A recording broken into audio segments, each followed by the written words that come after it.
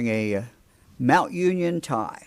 Mount Union College State Senator Tim Schaefer of Lancaster is a grad, as is Liz Conley, Deputy Chief of Staff in the Ohio Senate. Another former staffer of mine, Jesse Shamp, is also an alum.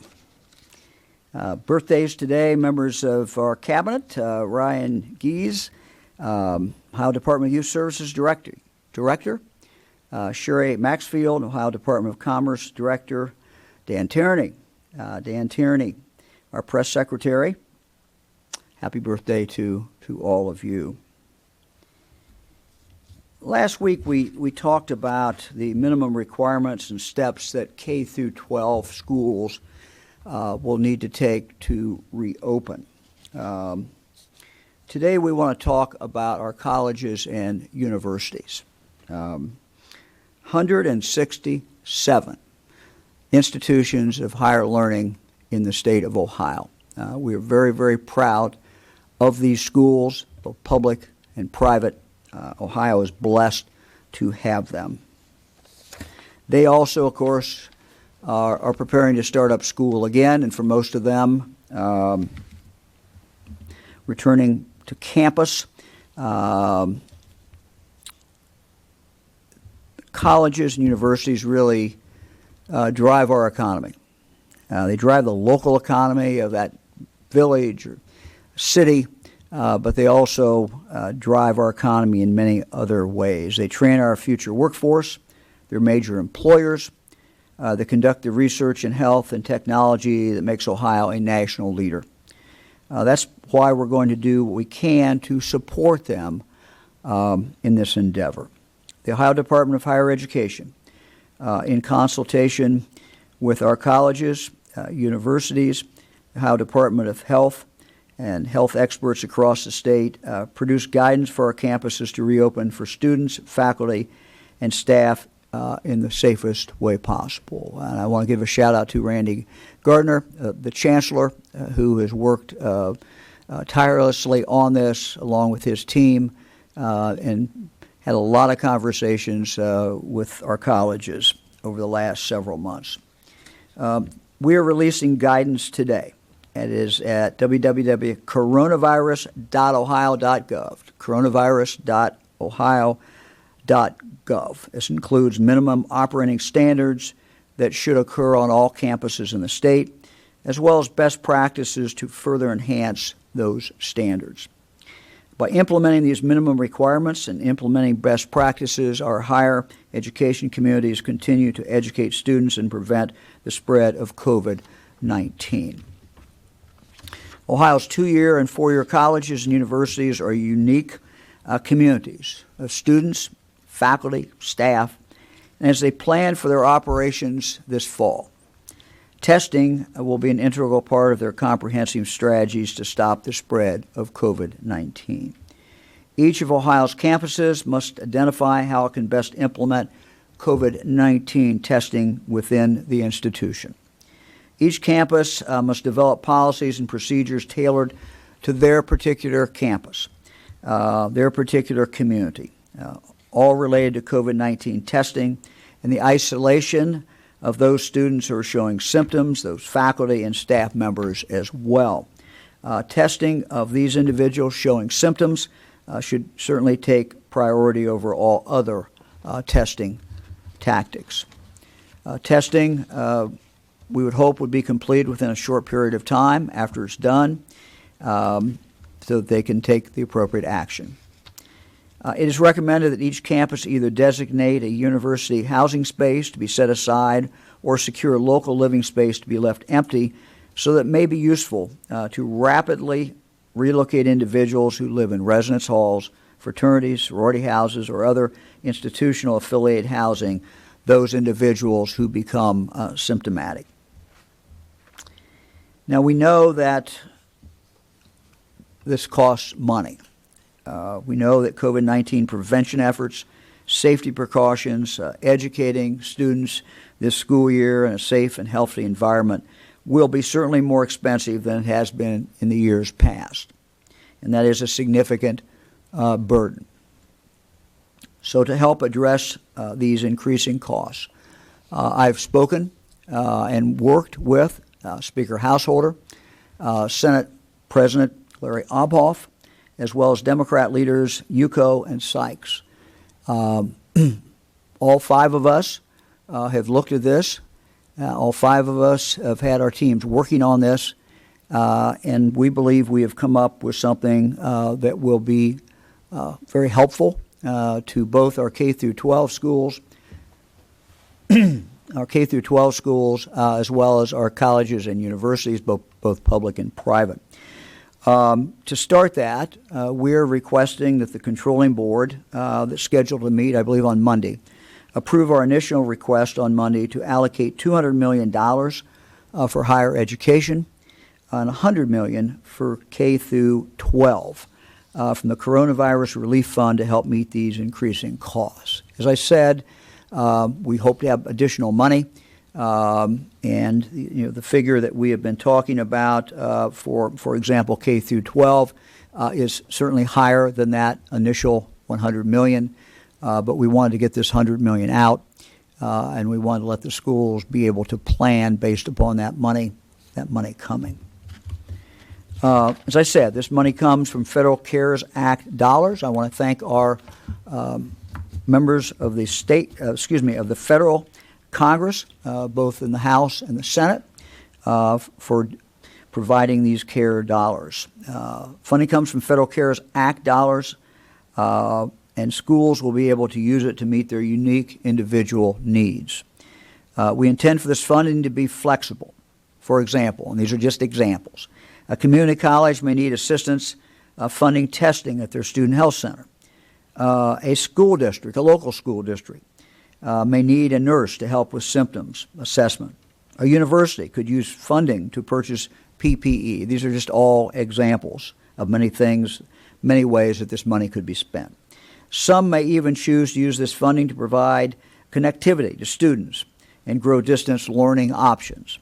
The bottom line is that we intend these funds to be used to serve students to prevent the spread of COVID-19. And again, we want our kids back in school. We want them safe. And this money will help achieve that. At the K through 12 level, we intend to make the funding available to all public and private schools. For Ohio's higher educational institutions, we plan to make this available to 2- and 4-year colleges and universities, both public and private, including adult career tech providers. To put it simply, if you educate students in Ohio, we want to provide additional support with some of the federal funding that we have available. Our request is from our request in regard to the controlling board. That we're asking the controlling board. There is additional money, though, that I would point out that is being made available through the CARES Act for education in the state of Ohio. $440 million in direct CARES Act funding is available for our K through 12 schools. $440 million. This is money that when they incur a cost, that they can draw this money down. The state's colleges and universities also receive more than $190 million of direct federal funding. So the two figures I've given you, $440 million for K through 12, $190 million for higher education in the state of Ohio.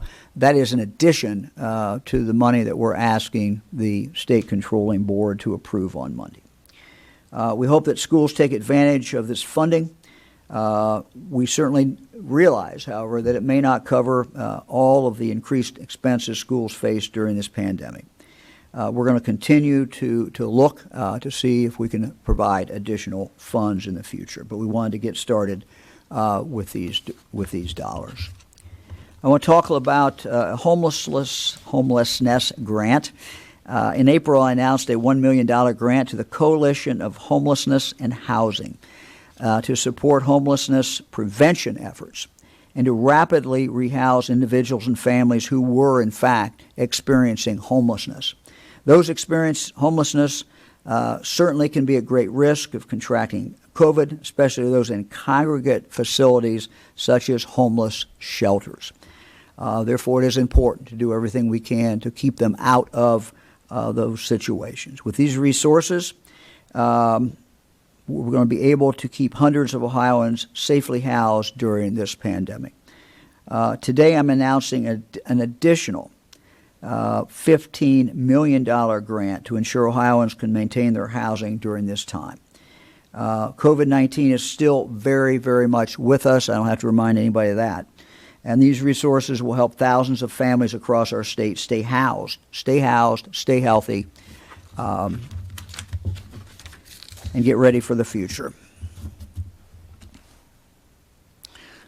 We are all now, as the virus spreads, we're all starting to experience knowing people who have come down with COVID-19. We received word today that someone on my staff has tested positive for COVID-19. The individual has been working from home since the start of this pandemic. We wish person the best as they recover. And this, I guess, is just a reminder for everyone that this virus is very, very, very much with us. Let's go and look at the data for the day. First, we'll start with the key indicators. And again, starting with the cases, we're seeing cases hover above 1,000 a day, which is significantly higher than certainly they were before. We're reporting today 1,150 new cases that we've learned about from local health departments during the last 24 hours. This is a little bit lower than our peak last week, but it's still considerably higher than where we were 3 weeks ago. This is consistent with the pattern we've seen and are continuing to see where the number of new cases is much higher than it was. Looking at the rest of the data, you'll see here the deaths the last 24 hours were where 15 of our fellow citizens. The 21-day average is 18, so that's a little bit under that. The hospitalization is up above the 21-day average. That's 81 versus a average of 70 for 21 days. And the ICU admissions is up a little bit statewide as well. And when we get to the further data, we'll kind of look at this as it breaks out by region of the state. Let's look, Eric, at the next one. And let me just also point out that these are some of these are in fact lagging indicators, certainly in regard to hospitalization. And when we get to new cases, that is even further out before we see people go to the hospital or we see them get into ICU. Let's look at this is the current confirmed COVID-19 patient count in Ohio hospitals by day. The previous slide depicted the number of new COVID-19 hospitalizations that we have reported. This slide also looks at hospitalizations, but it shows the daily number of COVID-19 patients that are currently in Ohio hospitals. You can see from this slide that on June 26th, for example, there were 619 COVID-19 patients in hospitals around the state of Ohio. Since then, we've increased that. And as of today, a snapshot as of today, 905. So June 26, 619, today 905 COVID patients in our hospitals in the state of Ohio. During the past few weeks, this increase has been steady, which is certainly concerning, and as we see these numbers go up. Let's turn to the next slide, which is the testing and positivity slide. We continue to increase our testing capacity in Ohio during the last few weeks. We know that testing is an important component of the ongoing monitoring of this virus. We do see a kind of a different effect, and I asked our team about this today. This is a number we look at we have positivity numbers statewide. So in other words, of the tests that were done, what percentage were positive? Snapshot, the last day we have available, 6.4. That has hovered between 4 and 6 for some time. This is a higher number. We don't particularly like that number, but we are seeing, for whatever reason in reporting, that on the weekends, the positivity number is just less. And that may be who's getting, obviously it's who's getting tested, where they're getting tested, so we're not really sure. So the most important thing is really to look at this in a 7-day average. And we'll try in the future not only to show you this for the day, but I think the 7-day average gives us probably a much better look at what is going on. But the positivity rate reported for July 7th, was 6.4%, which is Ohio's highest since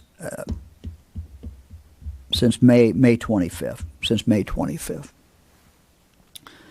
Now we're going to look at the new risk level map. And you will obviously see some changes, and I'm going to go through that. We're going to do this once a week. We're doing it basically on Wednesday. Once the Wednesday data comes out, then our team starts working with that data. Our data team has been working, analyzing the data over the past week, updated the status of our counties on the public health alert system. I want to remind everyone that there are a number of different data points that we look at. 3 of the data points have to do with cases. The team looks at new cases per capita. They determine if there is a sustained increase in new cases. They look at the proportion of cases that are not in a congregate setting. Another group of indicators looks at symptoms. They look for a sustained increase in emergency department visits, sustained increase in outpatient visits, such as people going to see their doctor's office with suspected or confirmed cases. The team also looks for sustained increases in new COVID-19 hospitalizations and increase in intensive care unit bed occupancy. Additional indicators that will ultimately be factors, but are not yet, will include contact tracing, test per capita, and percent positivity. We do not have, for example, the test positivity broken down yet. We don't have the ability to do that by county, but we are certainly looking at that. And again, to review, counties that meet 0 to 1 indicators are Public Health Advisory Level 1, yellow.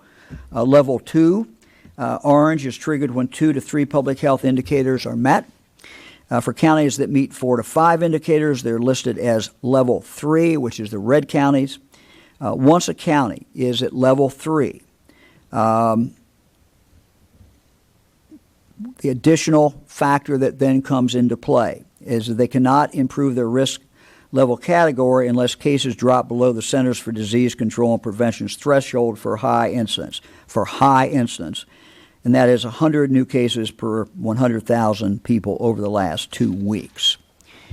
For a county to be considered Level 4 or purple, a county must trigger 6 or more indicators during 2 reporting periods in a row.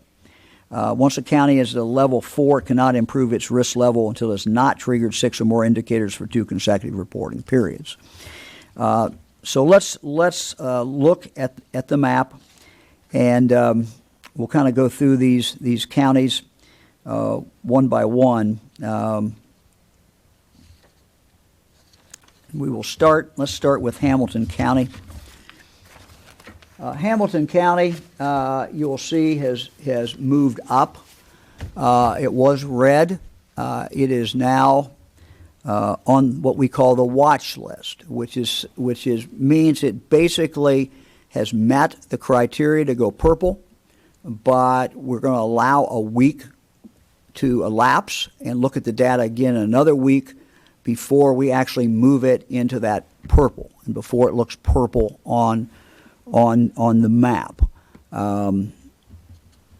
Hamilton County. During the last 3 weeks, Hamilton County's COVID-19 cases increased along with several other healthcare indicators. Between June 24th and June 30th, Hamilton County had 1,124 cases reported, the largest number of COVID-19 weekly cases reported there since the beginning of the pandemic. From June 16th to June 30th, the average new cases per day doubled from 82 to 161. 82 to 161. Excuse me. One of the things that the data team reminds me is that on a lot of this data, once you hit July 1, the data is incomplete. So you may see us referring, for example, to another period, June 16th, as I just did, to the 30th. Where we said the new cases per day doubled from 82 to 161. We're citing that because July 1 onward, that's still fluid. And those cases are still coming in. As my team reminds me, due to clinical and reporting lags, these numbers may continue to grow for this reporting period. The community continues to experience early signs that more people are seeking medical care for COVID-19 in Hamilton County. For example, from June 16th, if you look at June 16th and June 30th, visits for COVID-19 to the emergency department doubled from an average of 11 per day to 22 per day. More people are also visiting their doctors and being diagnosed with COVID-19 between June 16th and July 2. Average outpatient visits more than tripled from 52 to 172 visits per day. In recent weeks, over 86% of the cases are not in congregate settings, again, signaling significant transmission in the broader community. Hamilton County also hit a new threshold for the overall utilization rate for regional intensive care unit beds, which exceeded 80% during 5 of the last 7 days. And so that last indicator is an indicator for that is used by the region as well. So you'll see that indicator used for Claremont County as well as Butler County. That's the only indicator that is regional because that's how people use ICU units. Someone, for example, in Butler County may, if they're ICU, they may certainly be in Hamilton County.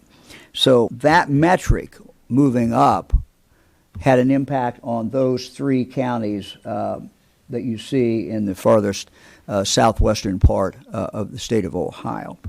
Let me move to Butler County. During the last 3 weeks, Butler County's COVID-19 cases increased, along with several other health care indicators. Between June 24th and June 30th, Butler County had 181 cases reported, the largest number of COVID-19 weekly cases reported for them since the beginning of the pandemic. From June 16th until July 3rd, the average new cases per day doubled from 15 to 29. Due to clinical and reporting lags, these numbers certainly may continue to grow for this reporting period. The community continues to experience early signs that more people are seeking medical care for COVID-19 symptoms. From June 16th, July 4th, visits for COVID-19 symptoms to the emergency department tripled from an average of 2 today to an average of 7 today per day, 2 per day to 7 per day. More people are also visiting their doctors and being diagnosed with COVID-19 between June 16th and between June 16th and July 7th. The average outpatient visits more than doubled from 15 to 38 visits per day. Again, these are the early indicators. And again, as every county in that region did, Butler also hit a new threshold for the overall utilization rate for regional intensive care unit beds, which exceeded 80% during 5 of the last 7 days. Again, that is an indicator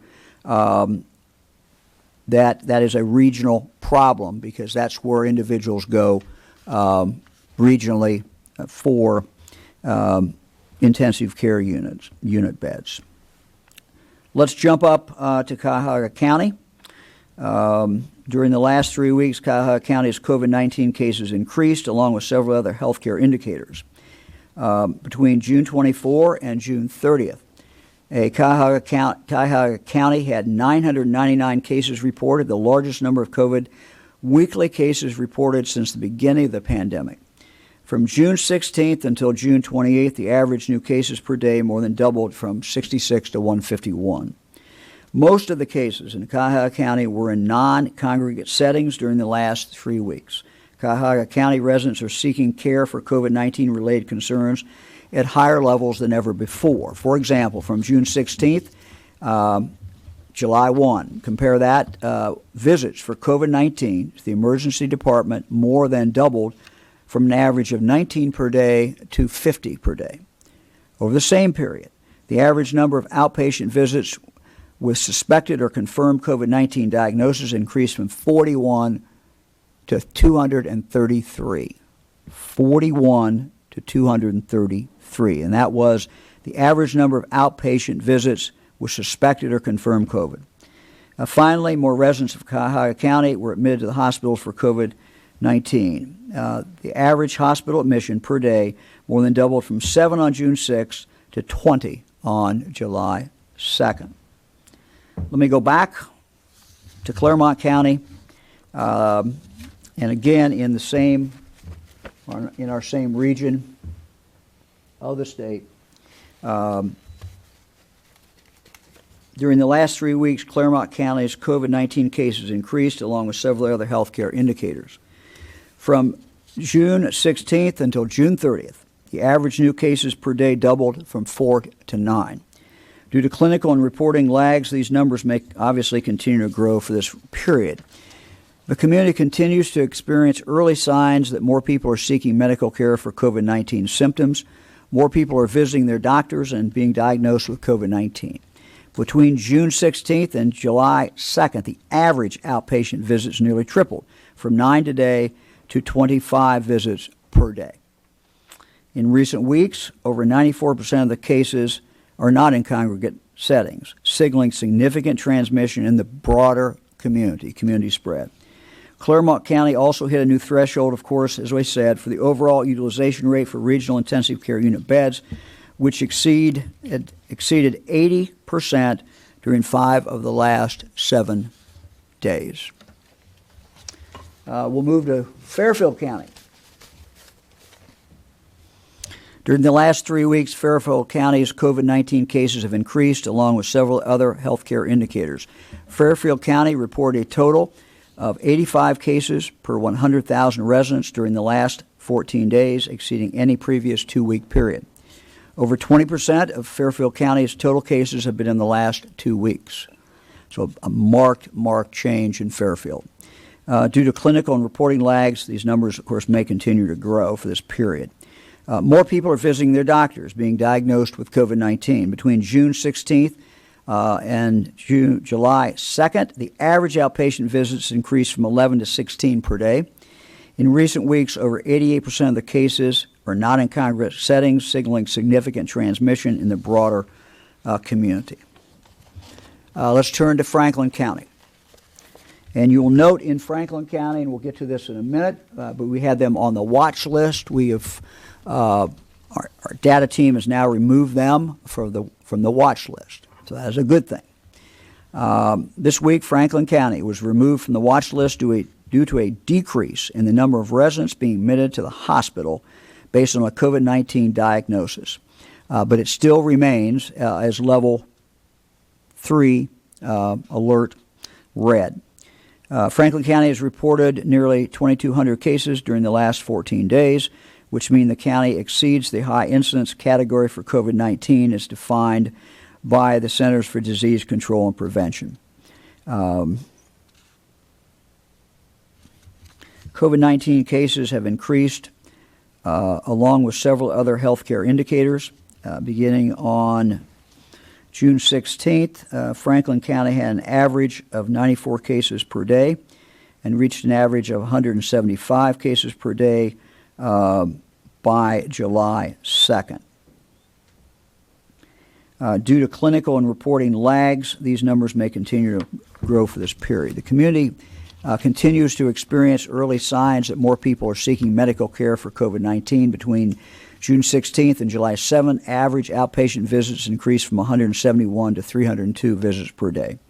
Similarly, more residents are also going to the emergency department for COVID-like symptoms, with average daily numbers growing from 27 visits on June 16th to 56 visits on July 4th. Lorain County.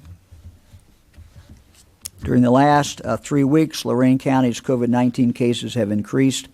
Lorain County has reported more than 160 cases during the last 14 days. Cases more than doubled from an average of 5.5 cases on June 6th to an average of 14 cases on June 29th. The community is also experiencing early signs that more people are seeking medical care for COVID-19 symptoms. From June 16th to June 30th, visits for COVID-19 to the emergency department doubled from an average of 3 per day to 6 per day. More people are also visiting their doctors and being diagnosed with COVID-19. From June 16th to July 2nd, outpatient visits more than tripled from an average of 8 visits per day to 26. And in recent weeks, over 91% of the cases are not in congregate settings, signaling significant transmission in the broader community. Recent community outbreaks include settings such as workplaces, a child care center, and a faith-based organization. Down to Montgomery County. During the last 3 weeks, Montgomery County's COVID-19 cases have increased. Montgomery County has reported more than 600 cases during the last 14 days, which means the county is categorized as high incidence for COVID-19 as defined by the Centers for Disease Control and Prevention. Case increases from an average of 41 cases on June 16th to the average of 50 cases on June 30th. Communities continue to experience early signs that people are seeking medical care for COVID-19 symptoms. From July 16th to July 2nd, visits for COVID-19 to the emergency room increased from an average of 9 per day to 16. More people are also visiting their doctors and being diagnosed with COVID-19. From June 16th to July 3rd, outpatient visits nearly quadrupled from an average of 14 visits per day to 48. Over 63% of the cases are not in congregate settings, signaling transmission in the broader community.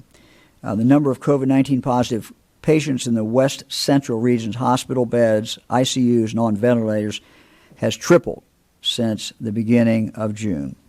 Recent community outbreaks include settings such as workplaces, restaurants, and nursing homes. Pickaway County. During the last 3 weeks, Pickaway County's COVID-19 cases increased, along with several other healthcare indicators. From June 16th until July 2nd, the average new cases per day increased from 1 to 4. Due to clinical and reporting lags, these numbers may continue to grow. Now, the community has experienced early signs that more people are seeking medical care. Between June 16th and July 7th, the average outpatient visits increased from 8 to 11. In recent weeks, over 81% of the cases are not in congregate settings, signaling significant transmission in the community. Pickaway County's recent outbreaks include a restaurant, a faith-based organization. Let me move to Summit County. During the last 3 weeks, Summit County's COVID-19 cases increased, along with several other healthcare indicators. During the last 2 weeks, Summit County had a total of 59 cases per 100,000. From June 16th until June 30th, the average new cases per day nearly tripled from 11 to 30. Due to clinical and reporting lags, of course, these may increase some. The community experienced early signs that more people are seeking medical care. For example, from June 16th to June 30th, visits for COVID-19 to the emergency department increased from an average of 5.5 per day to 8.5. More people are also visiting their doctors and being diagnosed with COVID-19. Between June 16th and July 2nd, the average outpatient visits nearly tripled from 11 to 29 visits per day. Summit County currently has faith-based, workplace, and long-term care facility outbreaks. Trumbull County. Let's take a look at Trumbull County.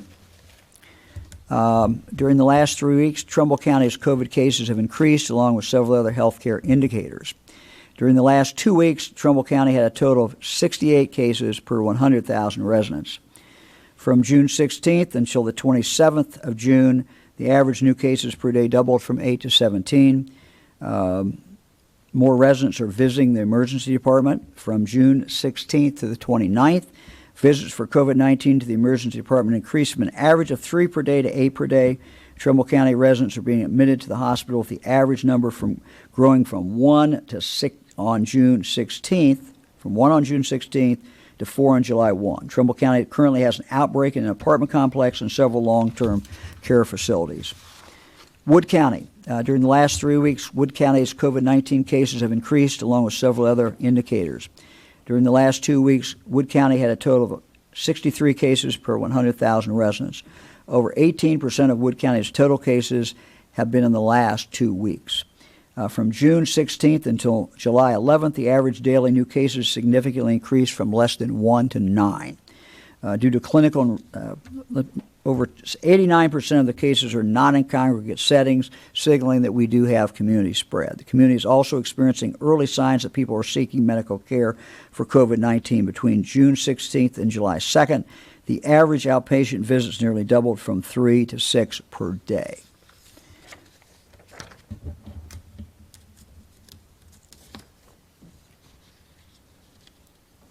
Now, let me look here. We had a couple other things. John, I'm going to look at this map a moment. I'm going to refer to you, and then I'll come right back, and then we'll get to questions. Sure. Good afternoon. And I have a few things on the job training, medical advancement, and sports fronts. And let me start with the launch of IMAP, which is a job training program. Many of you have heard me talk about Tech Cred, which is our effort to get employers to upgrade, upskill the people in their workforce. And as people are trying to get back to work, if you look at the Ohio Means Jobs website, you see there's 120,000 jobs on there that are currently available. 60,000 of them pay more than $50,000 a year. But if you look, you're going to see that tech skills are an important part of landing those higher paying jobs that are part of our landscape. And so we're announcing today the $2.5 million grant opportunity under the Individual Micro-Credential Assistant Program, or IMAP as we're calling it. Today, this is for the providers to register so that they can provide these skills. The grant application is open to those training providers today. Those can be universities, colleges, our Ohio Technical Career Centers, and private sector training groups, because we know that there are a lot of them that are really doing a great job of getting the tech skills developed in their workforce. And this program was created in partnership with the Ohio Legislature last year. I want to thank them for their efforts. It will provide up to $3,000 of training reimbursement for an individual. And you can find out more information at imap.development.ohio.gov. We're going to ask the training providers first to go and apply for this, which will wrap up on July 24th, and then we'll have an announcement of how individuals can go about applying for this. But wanted to put it on their radar screen to get the training providers involved so that they can qualify for this and we can get people trained up to tackle some of these opportunities that are growing as we come out of the economic slowdown. And as we do that, I also want to highlight shared work and the shared work executive order that the governor signed on July the 2nd. This will allow the Ohio Department of Job and Family Services to draw down federal dollars authorized under the CARES Act for the shared work program. And I've talked about shared work before, but let me just give a quick review of this, because this is a great program for employers and employees. It's designed to keep people working. And we know that when you have an economic slowdown, that you may not have enough work for all of your employees, but you want to keep them on the job. You want to retain their talent for when the economy picks back up and you can use them full time. Well, this program, Shared Work, is designed for this kind of activity. And let me give you a few details on how it works. Employers who want to reduce staff and reduce their hours in a uniform percentage between 10 and 50%. So they're going to reduce hours for employees between 10 and 50% of a maximum of up to 52 weeks. This will keep people employed. At the same time, those employees will receive shared work compensation for the remaining hours, which is prorated as an unemployment benefit. So you can work, draw down your salary for that, and then for those hours that the employer is shortening that, you can draw down unemployment compensation. And the program is easy to use and gives a lot of flexibility to employers. Just so you know, since March the 15th, when we started to push this, 909 employers have used it. 1,680 shared work Ohio plans have been advanced, and that has allowed 46,352 employees to stay on the job and still have the opportunity to reduce their work and also get compensated for the hours that they're not working. So that's really working well to keep people employed in Ohio, and we want to keep that going. And then let me also add some good news on the medical front, and I want to remind people about plasma donation. On coronavirus.ohio.gov, under our checklist station, you'll find some resources about donating plasma. Convalescent plasma is very helpful. It's rich in antibodies that could be used to attack COVID-19 as a treatment for the severity of the virus and for the length of duration. People who have fully recovered from COVID-19 for at least 2 weeks are encouraged to consider donating. You can find more information on how to donate at redcrossblood.org/plasma for COVID. So go to the Red Cross website, redcrossblood.org/plasma for COVID. Or you can contact any Red Cross local organization or plasma donor center.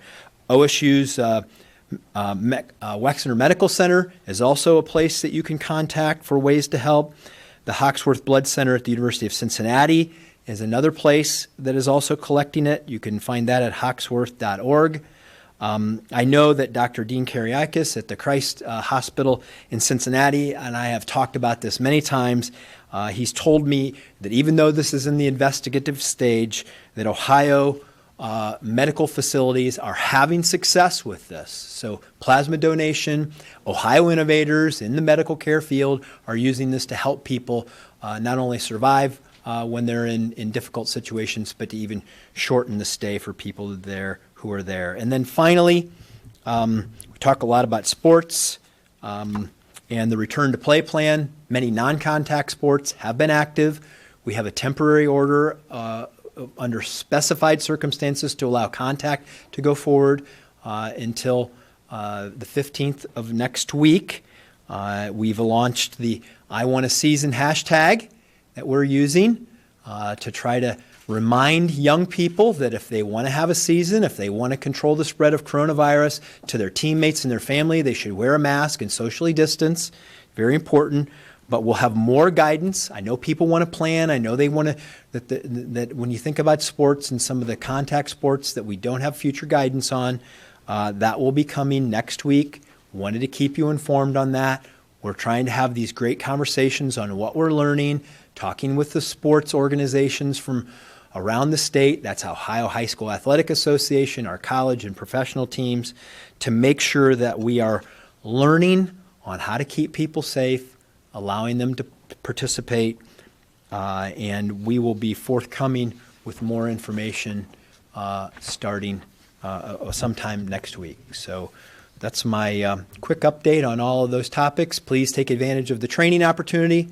Please donate plasma if you've had COVID and you want to help somebody else out. So we'll conclude with that and turn back to the governor for a couple of more items. Thank you very much. Just a couple of other comments before we get to questions. One thing to note on the map is that Huron County was moved down barely. It was that close, but we're going to follow these numbers, and so that's a good thing. We're very happy about that, and we hope that continues to see other counties get a lower level of risk. Also would mention we had 18 counties move from yellow to orange. Of note, Highland County met two indicators, which you would move it, but it still remains yellow because they're a low incident county.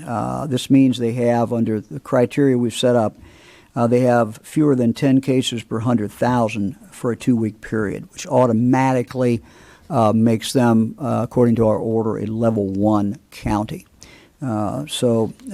Apologize for taking as long to go through each county. I want people who are watching this from one of these counties to at least be able to hear.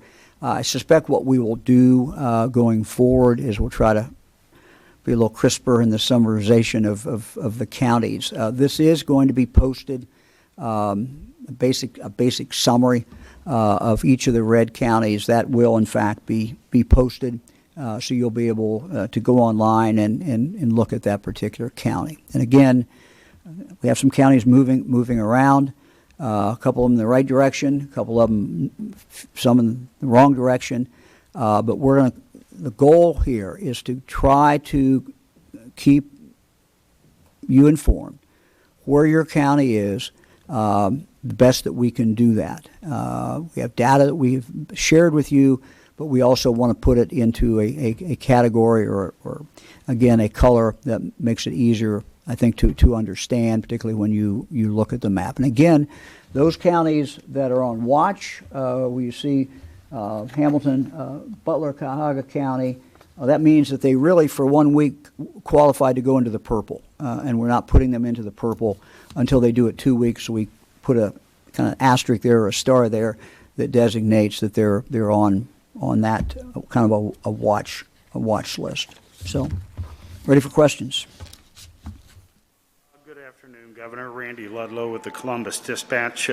Obviously, with the designation of these new red counties, we have mask orders expanding farther still. Why did you feel the need for the first time during this pandemic to directly regulate people attending a religious gathering, and why are you convinced this is allowed under the First Amendment? What specific examples of COVID spread can you cite from religious gatherings that would require all congregants to wear masks? Randy, that's a very good question. And one of the things I want to assure everyone is that Ohio has been a leader in this, in the sense that we have never, ever closed down any religious activity. None. We do not intend to going forward. We have not regulated in any way funerals. We've not regulated baptisms, marriages, anything. And it's because we thought that was the right thing to do, that this is a great tradition in our country. And we are not in any way prohibiting anyone from going to church now. What we are simply saying is that we do have examples, and Randy, I'll get you the examples, but they're certainly been reported in the Columbus Dispatch, they've been reported in other papers, and I can tell you from talking to our health directors, these occur.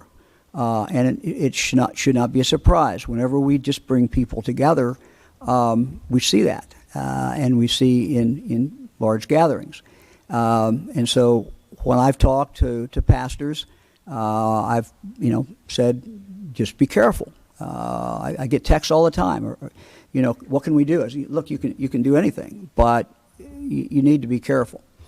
So we put on in this order what we consider to be the minimal, and that is that following best medical guidance to stop the spread of COVID-19 in those counties that are red or purple, that people who are attending a service, when they can, a whole bunch of exceptions, medical exceptions, but that they should wear a mask. We have provided that the person officiating it certainly does not have to wear a mask during the time that they're talking or in any way need to not have a mask on. Our interpretation of that is going to be broad. So simply if you have a reader who stands up and reads, that's fine. If you have someone distributing communion, that's fine. If there's some reason they can't have the mask on. It's usually going to be speaking roles that may get in the way of them speaking. So it's a very light touch, but for us to ignore a significant gatherings that do in fact occur didn't really seem to make sense. And so that's why we did it. It's for protection of our fellow citizens, and it's something that we hope does not last very long. What we hope is that if we all do this, we all wear a mask, if we keep distance, that these counties will move out of red. Now, we hope people continue to wear masks, but when they're red, we have problems. Trend lines are all the wrong direction, and we feel very, very strongly that, look, we've got to protect people, and we've got to. When you're wearing a mask, you're generally wearing it for other people, and so this is, I believe, the thing that we need to do to get us out of this. Look, let's keep our eye on the ball. What we're aiming to do here is to have fall where we have kids back in school, have fall and do fall sports, have Friday night football. I mean, these are all things that we all want to see and do, and what we do in the next 30 days or so is frankly going to determine how all that works out. So that's why we did it. Thank you, Governor.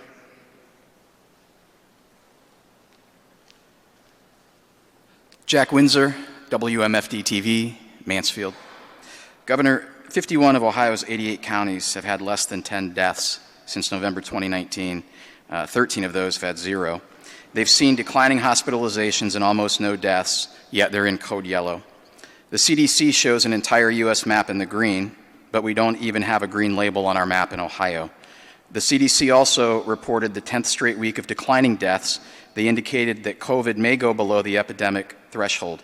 Since the start of the pandemic up to today, not a single one of the 7 counties coded red before today had ICU utilization above 80%, and COVID-specific ICU utilization was under 10% in all 7 counties. This does not reflect a pandemic or epidemic environment, yet these counties are in code red. We're in a heightened state of fear that has had an adverse effect on people, schools, and businesses. Governor, can you explain why we're being mandated more now and being told to be more afraid, even though our own state numbers and the CDC numbers tell a different story? And then, side note, any update on the antibody testing we discussed last week? Well, I'll let the Lieutenant Governor talk about antibody testing, but I'll go first. We should not fear. We should not live our lives in fear. What we should be is what Ohioans have always been, and that is optimistic about the future. We have been a people who have felt that we can control our destiny. We can control the future. And so what we do in the next 30 days is going to determine if we're going to be able to do all the things that we want to do. These are, with the exception of one thing, and that is putting a mask on out in public.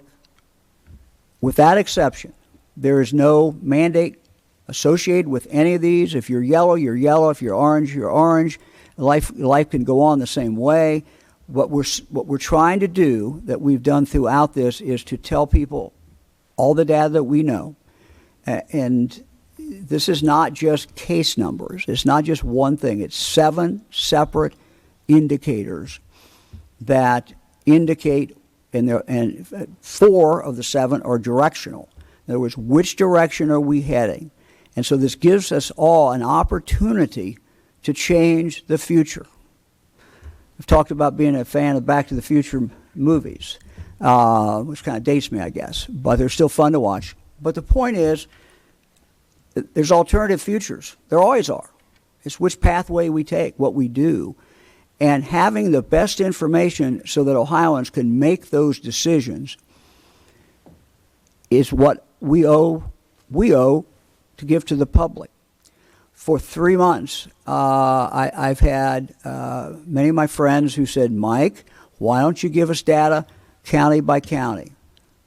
My county is not the same as somebody else's county. My county is doing okay. Okay.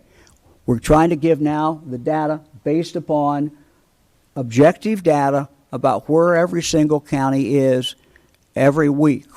Will these numbers change? Will these colors change? Yeah, they're going to change some. We hope we start getting rid of the red, and we hope we don't see purple, and we hope any kind of order to wear a mask. We hope people continue to do it because that's the way we can drive these numbers down. That's the way we can stop the spread. And that's what we hope for. But this is not about fear. This is about us controlling our future. Ohioans controlling their own destiny, and they need information to be able to do that. John? Yeah. Jack, I don't have any update for you on antibody testing today. If I can find something, I've texted back to talk to the staff about if there's any updates, but I will give a full report on that on Tuesday, which I had planned to do about the progress of where things come. So if I don't have something today, I will have it by the beginning of next week.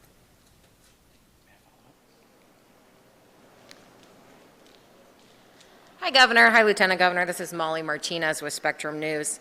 The virus has infiltrated at least one of the chambers. Governor DeWine, you have a staffer now that has unfortunately tested positive, and many more staffers are becoming infected, yet it seems there isn't much transparency, and many staffers are finding out they've been exposed from news outlets. Can you comment on why you think that is? No. We're going to try. We found out this morning about a member of our staff. We wanted to make that public. The person that we're talking about, who I know very, very well, has been working from home. So obviously did not get it in the office. But, we're going to try to share any information that we have. That's what we're going to do.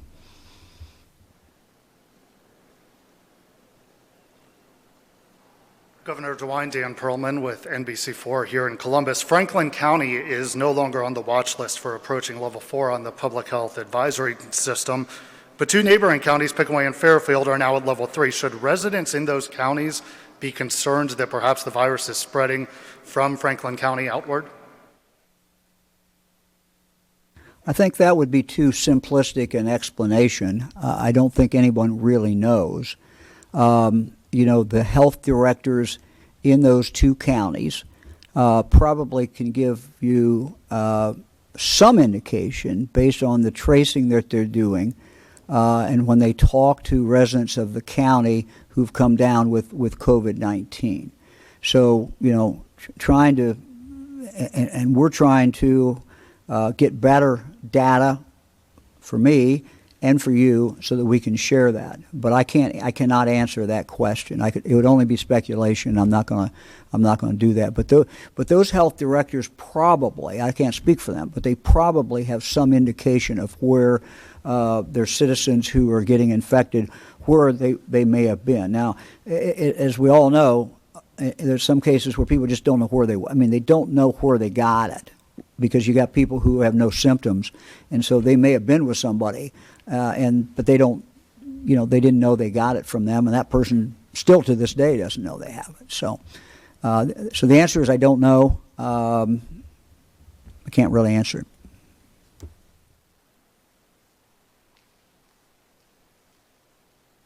Good afternoon, Governor. Karen Johnson, WLWT in Cincinnati. There are a lot of school districts asking about this money. Obviously, they all want a piece of the pie.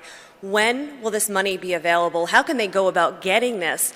And if school districts are going to be doing a higher level of testing, does this mean that sports clubs and other groups will be able to be up and running again?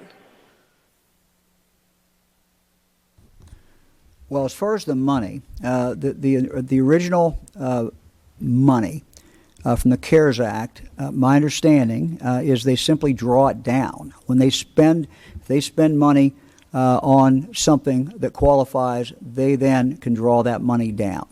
I was on a call with the Vice President the other day, and they noted that I think less than 5% of this money has been drawn down. But that's not unusual. One would assume as school gets ready to start that more of that money will be drawn down. It's a significant amount of money as we outlined. As far as the new money, that we're going to take and designate from the CARES dollars that we have, and something we've worked with the legislature on. That money will be in front of the controlling board on Monday. And as soon as they vote on that, assuming that they release that money, then the process can start to release that money. John, you want to add something? Yeah, we can't spend money we don't have yet, so we're going to wait on the legislature to get this done, and I'm sure they'll be enthusiastic about supporting schools. And look, we know that there are going to be COVID-related expenses, and we just wanted to let them know and signal to them that there are going to be resources on that, and we will fill in the details to that as it goes forward. But I know, to the point of your question, schools are nervous. They know that these things are out there. What we're trying to do today is to let them know that there is a plan to help support those COVID-related expenses.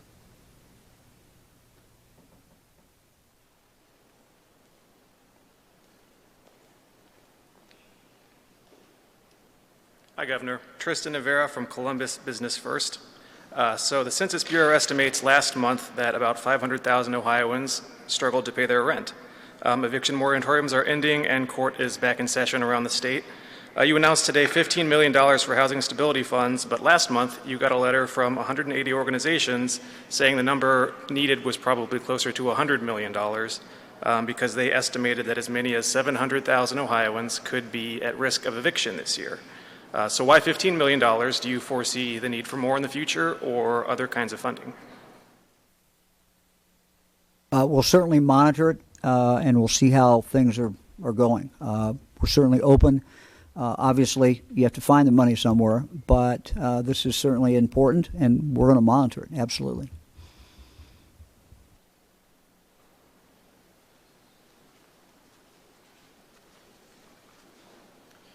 Hi, Governor. Jim Oddie from WHIO-TV in Dayton, Ohio.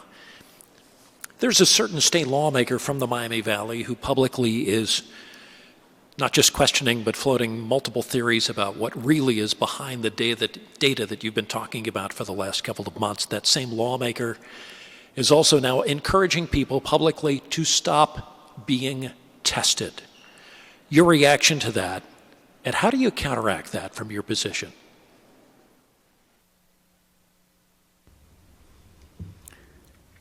Well, I think that's shocking that anyone would recommend to their fellow citizens who might have symptoms that they not be tested. It's hard for me to believe, frankly. If you have any indication that you have COVID-19, you know, the right thing to do is to be tested. If in fact you are, then try to figure out how to alert, and the health department will help you, but figuring out how to alert people who you may have infected. And so they in turn can be tested, and if they test positive, that they can hunker down a little bit and not be infecting other people. If we're going to keep our businesses open, if we're going to give people confidence that they can go out in public, we got to do two things. We've got to keep masks on, we've got to keep some distance, and we got to test and test and test. Now, testing by itself does not solve all our problems, but if we test, we then can isolate the virus. So I just don't know what to say, but that would just not be the right thing to do that. Can I add a couple of thoughts to that? All of these, everything we're asking people to do, it's not always about you. It's about other people. I know that just like we're talking about high school students about wearing masks and socially distance, we know that statistically the chance of mortality for a young healthy person is very low. But there's, the reason to test or the reason to wear a mask or socially distance is so that you can protect yourself and you can protect your teammates so you can play. But then you get to the other end of it, one of the reasons that you might want to get a test and do all these things is you may have somebody who you love who is elderly or has a health condition, or that you have to work with who cares for somebody that has those things, that we're there to protect them.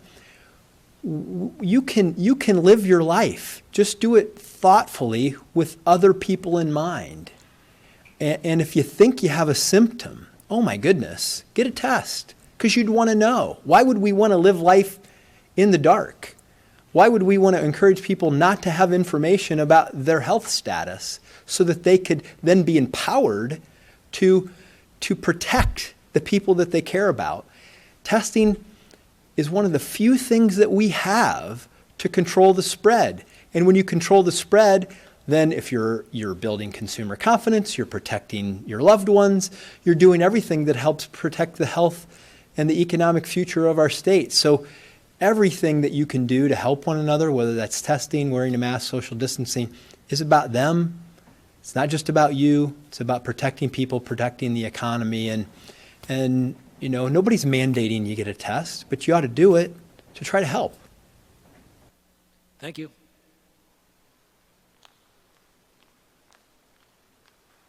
Hi, Governor DeWine. This is Farnoosh Mary from the Associated Press. On Tuesday, you required a mask mandate in 7 counties, and today you said 12 counties. So in addition to those 7 counties have been labeled red. Will that change the mask mandate? And for Huron, that was lowered to a level 2. Will that change your mask mandate in that county? You know, this, by the way, I didn't say it. Thank you for reminding me. This goes into effect tomorrow night at 6 p.m. for the additional counties. So red counties will go forward. As we saw in Huron County, when a county moves out of red and drops down, when it drops down, then the mask order goes off. Now, we hope people in Huron County will, because they're right at the bubble, frankly. We don't want them going back to red, and we hope people will use this kind of as cautionary information and continue to mask up. But we're going to call it like the numbers are, and we're going to inform people where those numbers are. They're very close for Huron County, but they're slightly under, and so they move back. They move back to the lower color, to orange. Thank you. Update on the antibody testing? I'll provide quickly. The study began last week. They mailed out 12,000 postcards, invitation letters. On Monday, they began testing the workforce, which will include the recruiters, interviewers, and nurses who will be conducting the test. Training began for them on Tuesday and Wednesday. The teams will be in the field collecting samples today. This is the actual first day of this. They're going to be starting out in Central Ohio. The goal is to collect 1,200 samples from individuals statewide. They'll do it as fast as they can. This will conclude, they hope, by the 28th of this month as they go through Central first, Southwest and West Central, Southeast and Southeast Central, Northeast and East Central, and then Northwest Ohio. And that will give us a snapshot of that during that period of who may have had COVID, who have antibodies in their system, and hopefully that will give us the information we seek, and that will hopefully answer Jack's question from earlier in the news conference. Thank you. Hi, this is Jessie Belmert with the Inquirer. My question is, how do you get buy-in or people to change behaviors in perhaps less populous counties where they see comparatively small numbers like 2 ER visits a day going to 7 ER visits a day in Butler County, which has 380,000 people?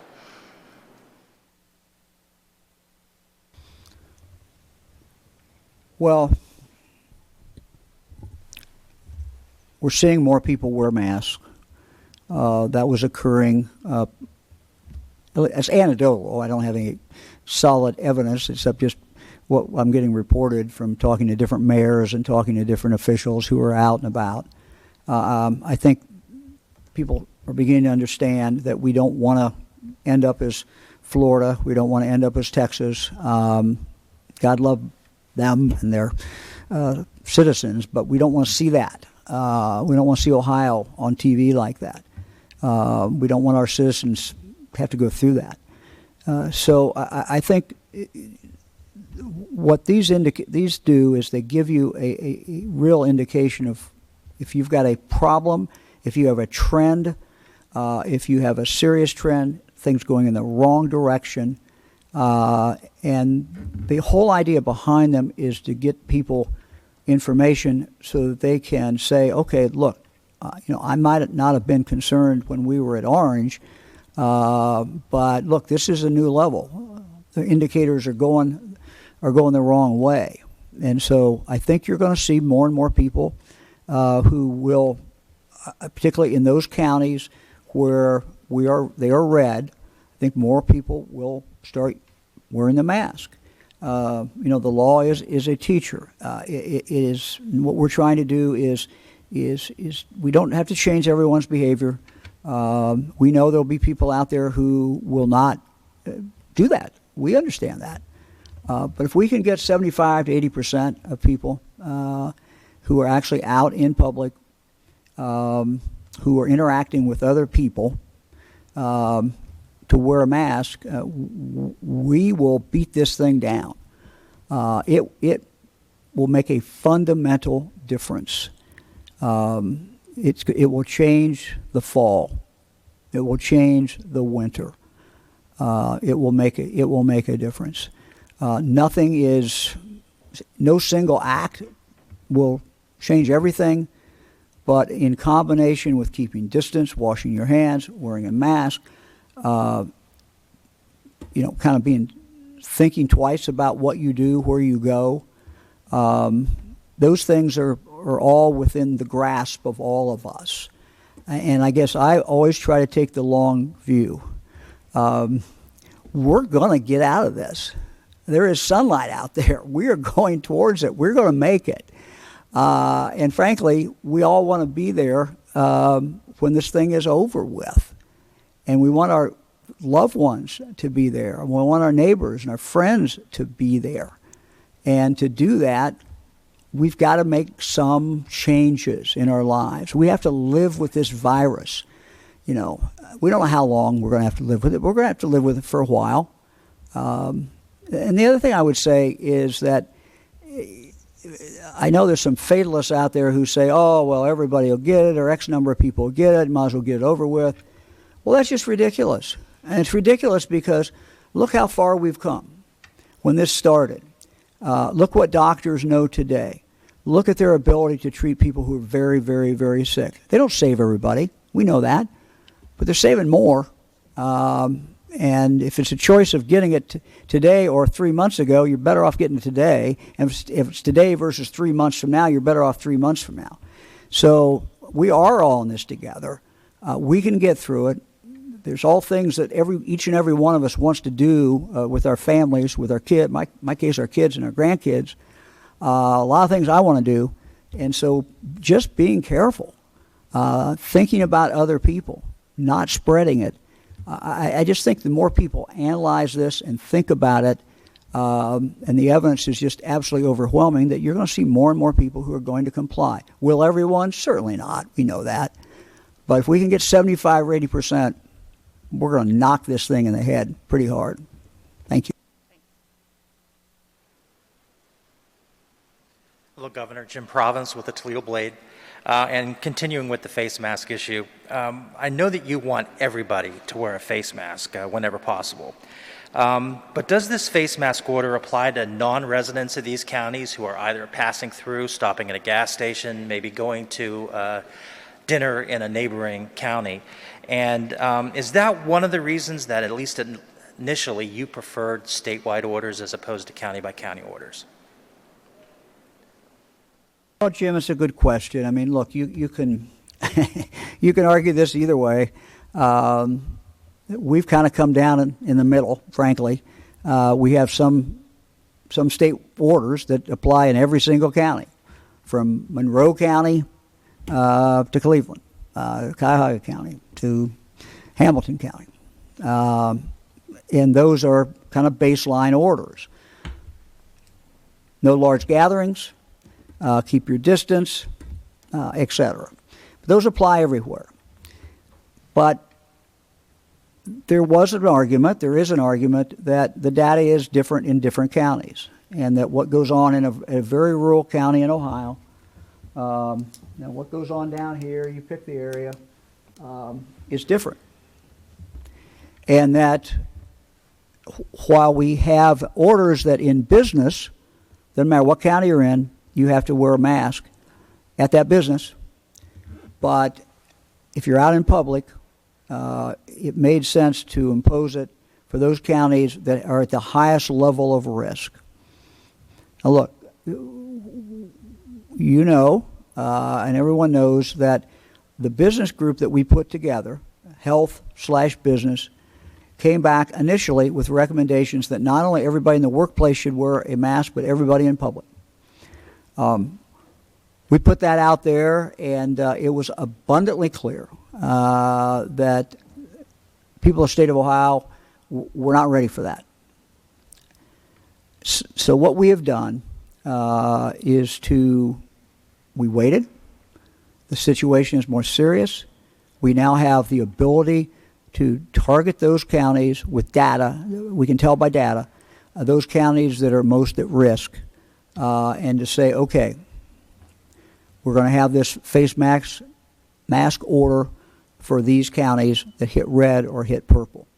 It is something that I think the majority of people will accept. Not everybody will accept it, but I think the majority of people will accept because it's based on data. It's based on evidence. And we're not saying everybody has to do it. If you're in Monroe County, you don't have to do it. Or if you're in another one of our great counties, Ross County, Pike County, etc., you don't have to do it. But if we're at this level, then you need to do it. So it's kind of the way of getting at the problem in a way that I hope is acceptable to the people of those counties. They can work their way out of this.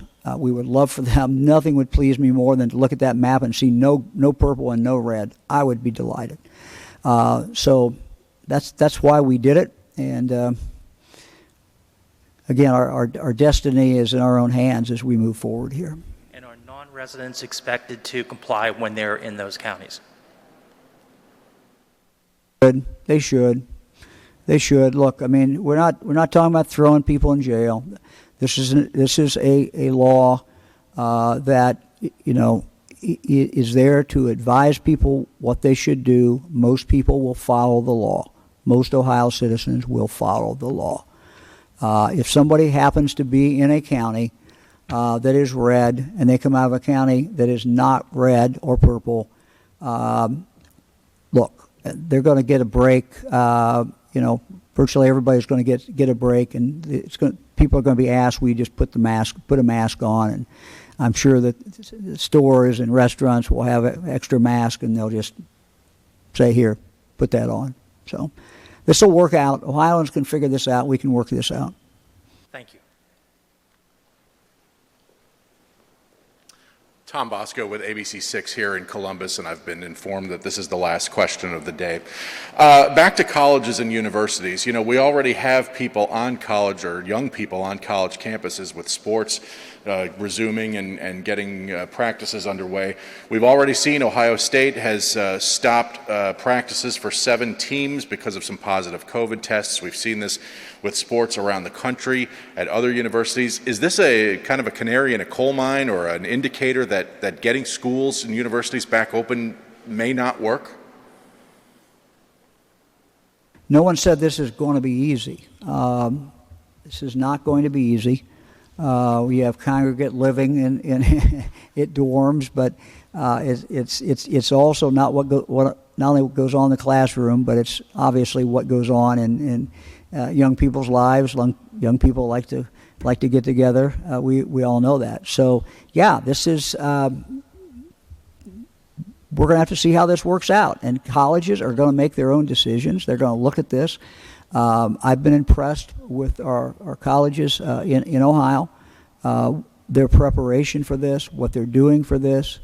They know, quite candidly, that they have to sell this to parents and to students that, you know, they are providing the safest environment they can provide on campus. There's always a risk, and we know that. But I think there's almost a competition, and Ohio colleges and universities have risen to the challenge, and they're all setting up their own criteria and exactly what they're doing. We've worked with them, as I said. Chancellor Gardner has worked with them very, very closely. He is very impressed with what they've done. I've been very impressed with what they have done. But it's not without risk, and it's not without, trapdoors and pitfalls. Whatever words you want to use. And so, yeah, we don't know where this is going. Again, this virus, we know it's dangerous. We know it spreads well. But, we don't know where exactly it's going to be in the fall. And I'll just conclude before I say goodbye to all of you until next Tuesday at 2 o'clock. But again, we can control some of this. We can control some of our future, how things are going to be in a month. And the more Ohioans will wear a mask out in public, the more Ohioans will keep their distance, the better off we're going to be. And finally, please get a test. If you have an opportunity to get a test, get a test. One of the things I was talking to General Harris about this morning with our Ohio National Guard, we are going to look at those communities where the local officials tell us we have not had enough testing here. We've not had the availability of testing. It's not been easy enough. I told the general, look at some of our mid-level counties in size and cities and see if they want us to come in. We're going to be guided by what local officials say to us. And if local officials want additional testing so that they can cut this virus off at the knees, which is what testing can do, and why you do testing, as well as for the individual who's being tested, so if they can get their proper diagnosis. So I would invite any mayors, any counties that again want us to have the Guard to come in for a day, do a pop-up test there. We're happy to do that. We're happy to help. So we'll see you all. We'll see you all Tuesday at 2 o'clock. Thank you very much.